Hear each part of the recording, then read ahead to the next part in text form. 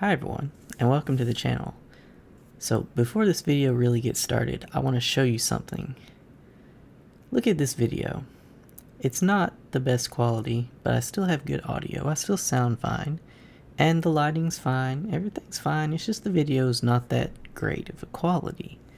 It's not super distracting, but now, what about this? We're no longer using this microphone, we're using the built-in webcam audio. And in fact, I can use the built-in audio on my Canon DSLR. Now you're hearing that. It doesn't sound all that good either. It's not quite as bad as the webcam, but it's still pretty bad. And the point that I'm trying to make is, if you use good audio, your viewers are more likely to stick around to listen to what you have to say. Because although people who are new to YouTube and new to making videos, they tend to get caught up in buying the camera. We got to get the camera. The camera is the important thing. That's not really the case. Any camera that's not just like horribly distractingly bad, like maybe a 480p webcam from like 2000, that might be bad. But if you can use any decent webcam, any decent cell phone, as long as you have good audio, that's the most important thing. And good lighting helps a lot too. Lighting can make a cheap camera look much better and look much more expensive. Just for reference, this microphone costs 3 times as much as this camera. But this camera, the DSLR, costs about 7-8 times more than this microphone. Depending on what you invest in when you're first starting making videos, you'll have this diminishing return on your investment. It's very easy to focus on the things that aren't actually that important. I just want to give a few tips on what kind of audio stuff that you should focus on. So, depending on the kind of videos you make, like I'm making a talking head video. I have a condenser microphone that's sitting at my desk. It's on an arm. I can move it around as a shock mount, so I can tap on my desk and it doesn't transfer through to the microphone. Some videos will require different types of audio. So, for example,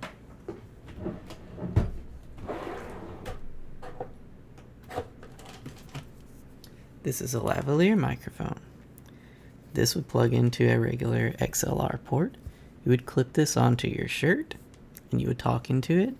This is for if you need to walk around, if you need to be mobile, if you can't just be strapped to this one microphone. This microphone can be strapped to you. And that's how you get good audio, like anywhere, independent from the camera. This is a Rode Video Micro. This is one of a series of types of microphones that go on top of your camera. This just goes into the hot shoe, you screw it down, and then it just sticks on top of your camera.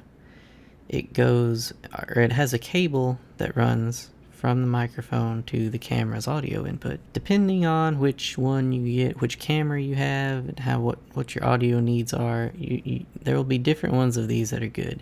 This is the Video Micro. It's pretty good for general purpose stuff if you have bad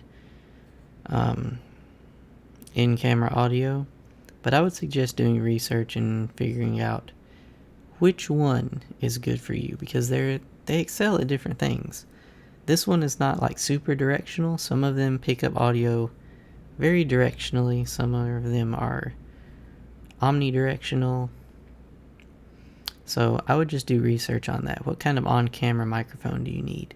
Those are good for vlogging or anything where the camera is stationary and whatever audio you're picking up is going to be pretty much at a set place or a set distance from the camera. The other type of audio device that helped me a lot when I first started is this. This is a Zoom H2n, but it's called a portable audio recorder.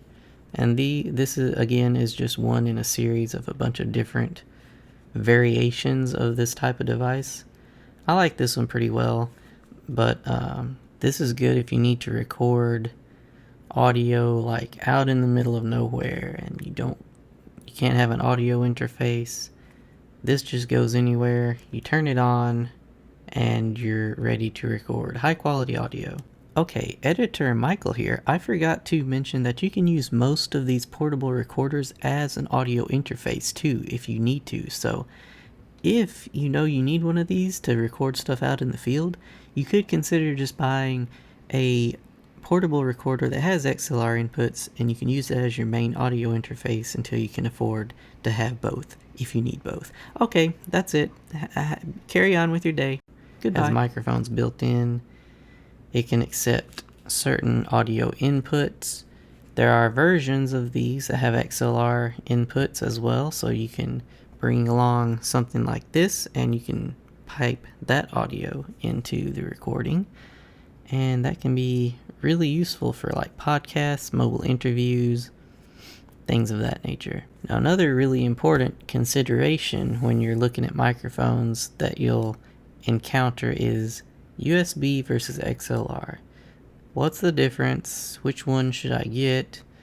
Why should I get one versus the other? It's really simpler than it seems. Basically, XLR microphones are analog, so this XLR cable just plugs into this piece of hardware, and this XLR cable just provides power.